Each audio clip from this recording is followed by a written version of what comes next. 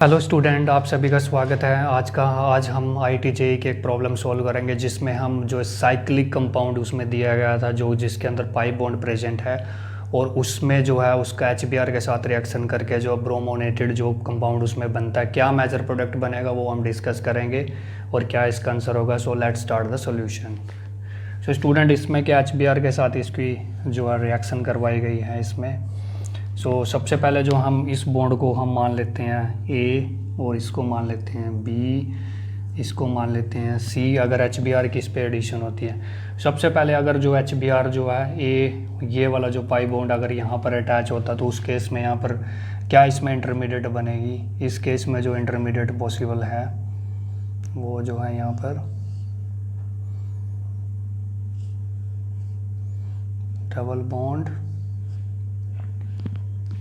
इसमें क्या हो स्टूडेंट, ये जो H प्लस है ये यहाँ पे भी अटैच हो सकता है और यहाँ पे भी अटैच हो सकता है।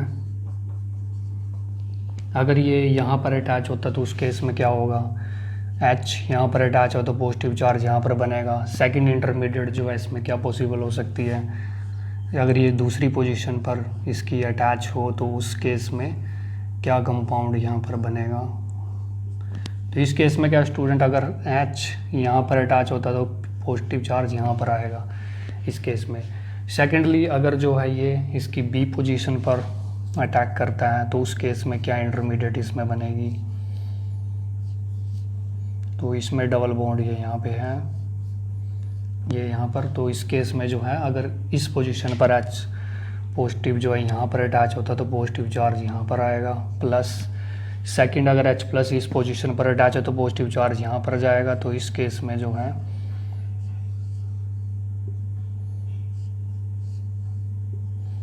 तो इसमें ये H यहाँ पे अटैच होगा तो पॉजिटिव चार्ज यहाँ पे अटैच होगा।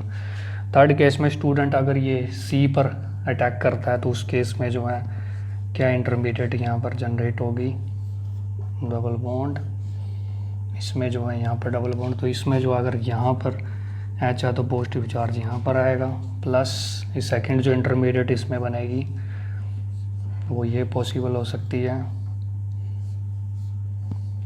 Double bond. तो इस केस में H जो है वो यहाँ पर अटैच और पॉजिटिव चार्ज जो है वहाँ वो यहाँ पर आएगा। तो ये जो है वाया जो फर्स्ट वाला जो है A के थ्रू, सेकंड वाले में जो है B, थर्ड वाला C। तो स्टूडेंट हमने सारी पॉसिबल जो है इसकी तीनों बॉन्ड पर अगर HBr को अटैच करें उसकी पॉसिबिलिटी हमने बनाई है। तो जो कार्बोकेटाइन की हम स्टेबिलिटी देखते हैं उसमें सबसे पहले जो है रिजोनेंस, जिसमें रिजोनेंस होता है वो सबसे आगे, उसके बाद हाइपर कंजुगेशन जिसमें ज़्यादा होता है, और थर्ड नंबर पर जो इंडक्टिव प्लस आई इफेक्ट हम देखते हैं तो हम उसी का यहाँ पर यूज करेंगे। तो इस केस में जो स्टूडेंट ये जो है यहाँ पर रिजोनेंस पॉसिबल नहीं है और इस केस में भी रिजोनेंस नहीं है, पॉजिटिव चार्ज यहाँ पर है। तो इस केस में जो है ये जो है यहाँ पर जो है एक तरीके से, तो इन दोनों केसेस में जो है रिजोनेंस नहीं हो रहा है यहाँ पर। इसके रिस्पेक्ट में जो है पॉजिटिव चार्ज के रिस्पेक्ट में यहाँ पर जो ये H तो यहाँ पर एक H, ये तो इसमें कितने हो गए 4 अल्फा हाइड्रोजन है यहाँ पर।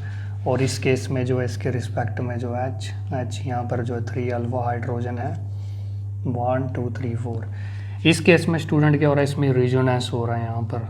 तो इस स्ट्रक्चर में क्या है, रिजोनेंस प्लस इसमें टर्सरी कार्बोकेटाइन जनरेट हो रहा है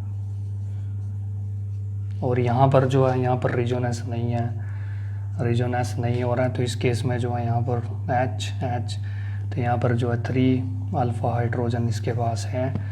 इस स्ट्रक्चर में जो है यहाँ पर भी रिजोनेंस की पॉसिबिलिटी है, यहाँ पर ये पाई बॉन्ड रिजोनेंस में जा सकते हैं। तो यहाँ पर जो है रिजोनेंस हो रहा है प्लस यहाँ पर 2 डिग्री कार्बोकेटाइन यहाँ पर बन रहा है, 2 डिग्री कार्बोकेटाइन। इस केस में जो है यहाँ पर जो एक हाइड्रोजन है यहाँ पर 2 हैं, तो यहाँ पर जो इसके पास 3 अल्फा हाइड्रोजन है, रिजोनेंस जो है यहाँ पर नहीं हो रहा है इस केस में। तो यहाँ पर जो है, तो पहले जो दोनों केस हैं इनमें रिजोनेंस नहीं है, इसमें हाइपर कॉन्जुगेशन हो रहा है। तो इसमें हम सबसे पहले देखेंगे किन स्ट्रक्चर में रिजोनेंस की पॉसिबिलिटी है, रिजोनेंस से जो ज़्यादा स्टेबल हो रहा है। तो इसमें जो पहला जो स्ट्रक्चर है वो ये है,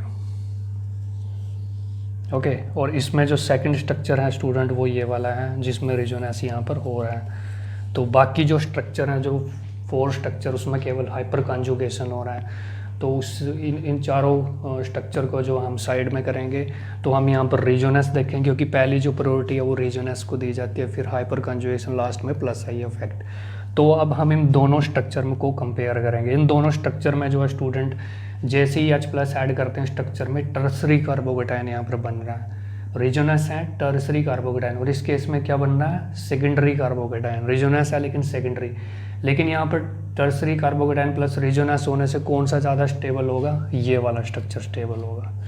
तो इसका जो फाइनल जो है इस स्ट्रक्चर के अकॉर्डिंग जो इसका जो मेजर प्रोडक्ट इसमें बनेगा वो क्या बनेगा, इसमें HBr के साथ रिएक्ट करने के बाद इसका जो मेजर प्रोडक्ट बनेगा वो ये वाला होगा। यहाँ पर जो है ब्रोमीन जो है यहाँ पर अटैच हो जाएगा,